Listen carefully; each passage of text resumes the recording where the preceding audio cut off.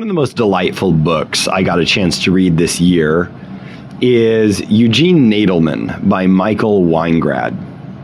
Now, Weingrad is not a poet who was on my radar before this book, but this book came on my radar because even in its very title, it evokes one of my favorite novels. Now, back in the 19th century, there was a lot of experimentation with the novel form.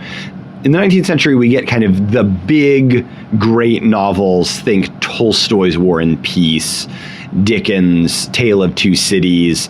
If we want to get a little more deep cut, we could get into George Eliot's Middlemarch. There's a lot of novels that really push at the borders of what's possible in the 19th century. This was driven by many factors. A lot of people point to things like novels being serialized in newspapers, and the more you write, the more you publish in newspapers, the more you get paid as a novelist. And so novelists like Victor Hugo, Leo Tolstoy, Charles Dickens are kind of encouraged by the very economic system of writing and patronage to write longer and longer novels. But this isn't the whole story about novels in the 19th century. And in fact, in the 1830s, a novel was written which is pretty unique in the history of novels and kind of invented its own genre. Now, by the 1830s, the novel had been established by writers like Jane Austen, Mary Shelley, and even earlier writers as a work of prose that would be, between 250 and 450 pages. It would tell a story about a main protagonist, often, and we see this especially in Shelley and Austen, often set in locations that were particularly known for being picturesque. If you read Frankenstein as a travel novel, you get some really interesting results. We often think of Frankenstein as being somewhere in between horror and science fiction, but you could also see it as a story about people in desperate and even kind of sci-fi situations who happen to be in really popular travel destinations around Europe, including but not limited to an expedition to the North Pole. So the novel seems to be, if we're not careful, a kind of thing that is relegated to prose.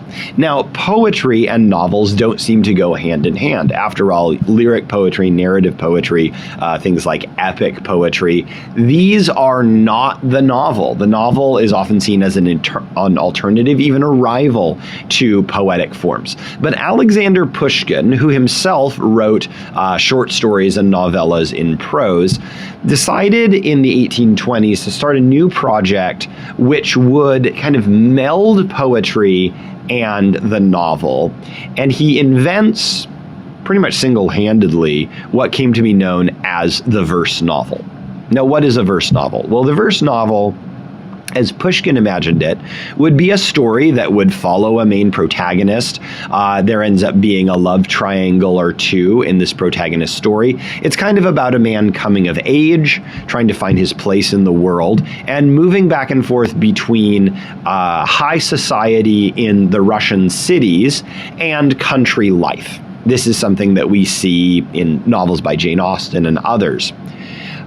But one of the things that Pushkin does, which is unique, is he tells this story not in prose, but in sonnet form. That's right. He writes a book that's made entirely of sonnets, which tells this pretty conventional, love, will they, won't they, is city life better than country life, what is worth living for as a rich young man in Tsarist Russia. He tells this whole story in rhyming poems of 14 lines each. Now, one of the things that Pushkin does that's unique in the sonnet tradition is he writes not in pentameter, but in tetrameter. If you look at sonnets from especially the English tradition, but also the Italian tradition, they're usually in pentameter, usually around 10 or 11 syllables per line.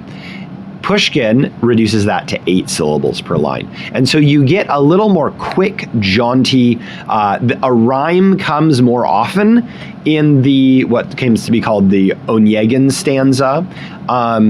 And it's just a very kind of breezy approach to narrative voice.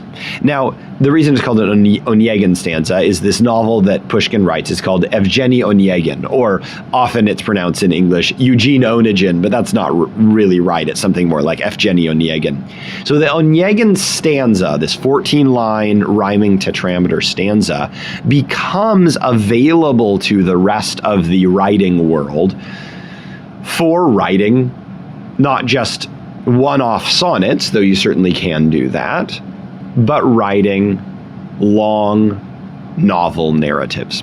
And so throughout history from the 1830s when Evgeny Onegin was published, all the way up into the present day, from time to time, poets and or novelists will try out a verse novel in the style of Evgeny Onegin. Eugene Nadelman is one of those books. Now, I know that was a long introduction to the context of Eugene Nadelman, but if I was to recommend you Eugene Nadelman as a book of poetry, you would quickly feel like, well, this isn't the same as, something like a selected poems by a contemporary poet. This is more like a novel. But if I was to recommend it to you as a novel, you would say, whoa, whoa, whoa, what's up with all these sonnets? So I wanted to kind of set up why it's written the way it is. Now, Michael Weingrad is an American writer. He has done scholarship in especially American Jewish poetry in the past, and this is his first book-length poem. Eugene Nadelman has a subtitle. It's A Tale of the 1980s in Verse.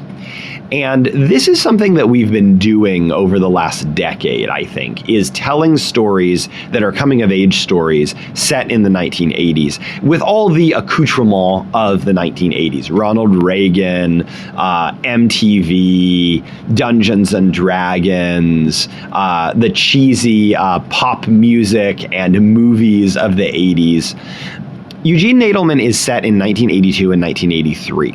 And so I was born in 1983. And so this is a story of a culture that I didn't really experience. But I think anyone who is familiar with the 1980s in America, especially on the East Coast, will recognize a lot of things. So I don't want to give away too much about the plot of Eugene Nadelman, other than to say it's a coming-of-age story about a teenage boy who's Jewish, who's growing up on the East Coast, who kind of experiences typical middle-class life as a Jewish teenager. So you have, bar mitzvah scenes where students are high school students are dancing to Michael Jackson's Thriller. You have a whole escapade at summer camp with all the summer camp rites of passage that you might imagine from American storytelling. There's a love story in it. There is a long passage in the second half of the first section of the book that is all set in a D&D campaign. So you have characters who are not the main characters of the novel, but they're avatars in a Dungeons and Dragons game. So I will give you a taste of both the literal level of storytelling that we get in Eugene Nadelman, and then this sort of like figurative world of storytelling. So the opening stanza goes like this. Eugene, it's time to wake up, sweetie. Your blazer's hanging on the door. And please, a motherly entreaty, make sure to comb your hair before we get to temple. Morning's orders dispensed, she pulls back from the borders of that disaster zone, his room, and trails behind her best perfume. Eugene, still half asleep, smells its variety of floral tones. He tries with limited success to rise and dress for cousin Steve's bar mitzvah. Just 5 more minutes, Mom, he bleats, and sinks back into Star Wars sheets. If you think, well, that's all a little silly, there's even a weird rhyming of the first syllable of the word variety with bar mitzvah, smells of itzvah, and Steve's bar mitzvah are supposed to rhyme. One of the things that Eugene Nadelman tells us right off the bat is it's going to be jaunty and silly and not take anything too seriously. Now, this is something that Weingrad is taking from Pushkin. Pushkin tells a story that has things like, death and heartbreak in it, but he's always a little detached, always a little jokey. And in fact, this is what endeared Pushkin to the Russian reading audience. Also, this jauntiness kind of sets us up to be surprised by tragedy. I want to give you a taste of the other register of the book, which is the Dungeons and Dragons scenes. Severian, the half-elf magus, stays distant from the multitude. He's always felt an orcish plague is best cured by sorcery, not crude utensils like an axe. In keeping with this, he casts a spell of sleeping, and 14 arcs go nighty-night, which helps to even out the fight. Meanwhile, the thief begins to slide along the shadows in the wall. Though his companions join the brawl, he's noticed that the giant idol, unprepossessing otherwise, has rubies big as plates for eyes. Now, there's still a bit of silly fun in this language. The 14 orcs go nighty-night. And yet, this is more the language of adventure storytelling than kind of realist, satirical, here's a funny kid who just wants to sleep in his Star Wars sheets and not go to his cousin Steve's bar mitzvah. Now, the two stanzas I've read to you may lead you to think, well, this is kind of a silly book. And ultimately, I think it is about those things that we take very seriously as teenagers. Oh, I don't want to go to cousin Steve's bar mitzvah. I want to sleep, Mom. Or, oh, our Dungeons and Dragons campaign. That's more important than certainly my homework. But that when we look back on them from the vantage point of middle age, which Weingrad is writing from, they all do seem a little bit silly. One of the most interesting sections of the book is Weingrad is not just interested in Eugene, the teenager, but in his whole family. And we find out that Eugene has a relative, it's an older cousin, who actually, after college, has moved back to Israel and is trying to kind of recapture this Jewish identity in this Jewish homeland. And so there's a little bit of this larger political context of the 1980s that keeps seeping in. Communism, Ronald Reagan, things like this are on the outskirts of the story. And one of the most beautiful sections of the whole book is where the author follows Eugene's sister, who is going to college in New York, and then the author realizes that they've left their main character back in Philadelphia. That's where Eugene lives. And the author basically invites the reader on a train ride from New York back to Philadelphia. And it's this beautiful movement through time and space, and gets a little meditative in a really nice way. And there's our signal.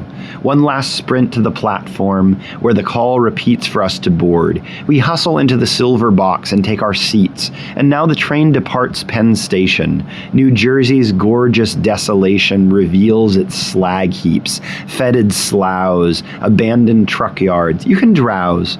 I'll gaze upon this miracle or apocalypse, this view of hell, of heaven. I can never tell. We slide beneath a sky the color that Wallace Stevens in a mood called ice and fire in solitude.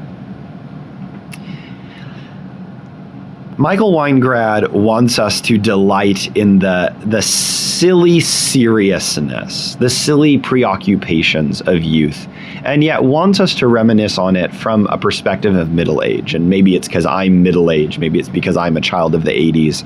I was very much touched by this book. There is a sense of childhood slipping away and of the decisions we make being things that we realize have much more lasting impact on our lives than just, making our parents mad at us.